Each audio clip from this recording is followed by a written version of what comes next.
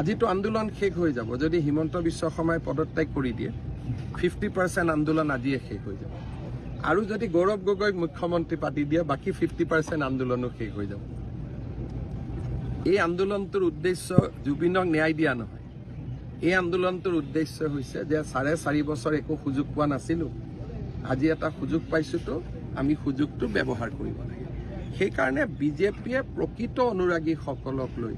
জুবিন যাতে মৃত্যুৰ পিছতো শ বছৰ জীয়াই থাকিব পাৰে সমাধি ক্ষেত্ৰ নিৰ্মাণ বা জুবিন ক্ষেত্ৰ নিৰ্মাণ কালি কমিটিৰ বৈঠক হৈ গ'ল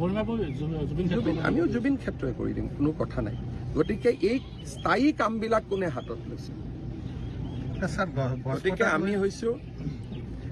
এডালো গছ কটা নাই এইটো তথ্যৰ ওপৰত নিৰ্ভৰশীল নহয় আপোনালোকৰ লগত আমি একেলগে গছবোৰ চাব যাম প্ৰত্যেকজোপা গছ জীয়াই আছে এইটো এটা ভুল ব্যাখ্যা গছবিলাক সুন্দৰভাৱে জীয়াই আছে